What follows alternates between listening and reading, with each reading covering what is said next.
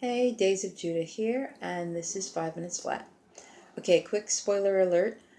Two things. One is I am not talking about art today, and two, this is probably not going to be 5 minutes. I'm going to try to keep it in 5 minutes, but I don't think it's going to happen.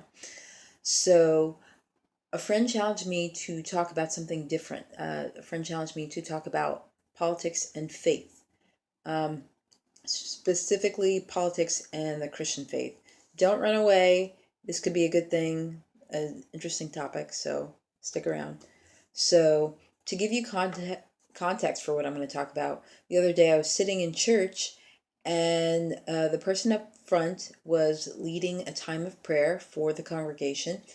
And that prayer consisted of a phrase that went something along the lines of, we just want to pray for the president and pray that God would surround that person with wise people and good counselors to help him as he leads the country. So that phrase and the past couple of months and my conversation with my friend got me thinking about prayer, about politics, about action.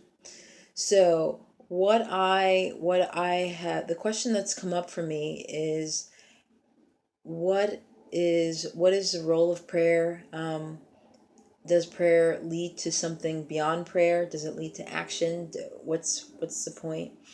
Um, so, like I said, in this prayer, and in many prayers like this, I've heard this. I've heard people say this on social media. Pray for the president. Pray that God would surround the president with good people. So my question is, if the leader of the United States now, in the past, in the future, is surrounded with good people, and that leader decides to not listen to what those people are saying, or to move in a different direction than what those hopefully wise people are saying, then what happens then? So, and what happens then in terms of what is the response of a Christian, not what is the response of the government or anything like that. Um, so, this has been a really big question for me because I think that prayer is a powerful, powerful thing. I think prayer offers, if you are a person that prays, I think if you're similar to me, you do it for connection to God. You do it for a sense of clarity. You do it for help beyond your own capacity. You do it for a lot of reasons. Um, and I think you also consider prayer, and I say this very carefully because I know it's interesting language, but a lot of people of faith will call prayer a weapon, and it's not like a literal, like a knife or a gun or something, but it's the idea that there is a world that we can't see. There is the world of spirit, where God and the devil and angels and demons and all those kinds of beings dwell. There's a world that is beyond what you can see here tangibly. And that world is influenced by our prayers. So when people say, pray for someone, or pray for this thing to happen, or pray for that thing to happen, they're saying, in essence, pray that there will be some kind of influence in this unseen world. Pray that something happens there. Pray that something shifts, something very, very important shifts. So, as I was thinking, as I think about that phrase and as I think about that prayer that I've heard so many times over the past couple of months, I wonder, prayer is about things shifting and about things changing, but does it also bring a shift and a change in us as people? Does it also bring us to a place of action?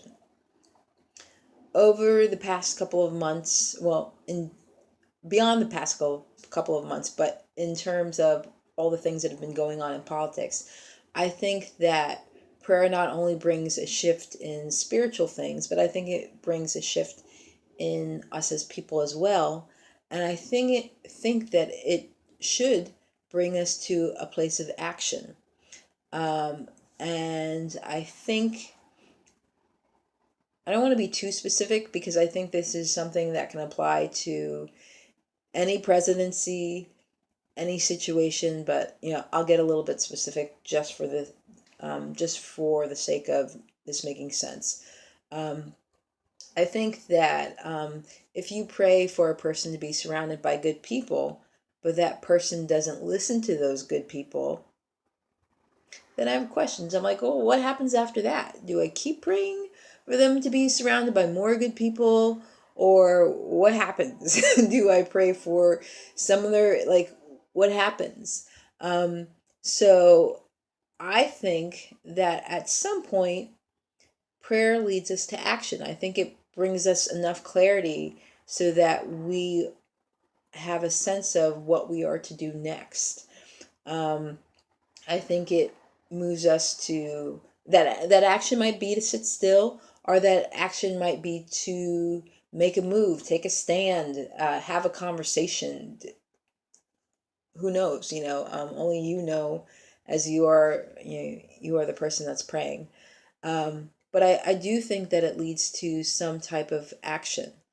Um, and one of the other things I would like to add is I think that in today's culture, I think action is harder for us than it used to be. I think if we go back, gosh, what I'm thinking of right off the top of my head is I'm thinking of the civil rights movement. I'm thinking of, people like Dr. Martin Luther King, who was a professed man of faith, but who was doing a lot of action and doing a lot of physical work beyond just the faith stuff, because he seemed to be motivated, or he seemed to have some sense of clarity about, okay, now is the time for this type of action. So I've said all that piece. Now I want to ask the question. Now I want to have a conversation. This is Facebook. This is YouTube. This is social media. If you're watching this, you're probably watching on a phone or a computer or some device where you can record yourself. So I want to ask you to have a response, have a conversation with me. So make a video, post it on YouTube, link it below, put it in the comments so that I can see your response, or type a comment, something. But I would really love to have a conversation, because the reason why I made this video was because I wanted to have an honest conversation. I didn't want this to be about saying, I'm right, you're wrong, or you're right, I'm wrong. I wanted to have an actual conversation. So we're talking about faith and politics and the role of people of faith within politics and how that works, and yeah. So I've been talking for a while now. Definitely been talking for more than 5 minutes. But let me hear your thoughts. Let me hear what you have to say and what's going on through your mind. Have a good night.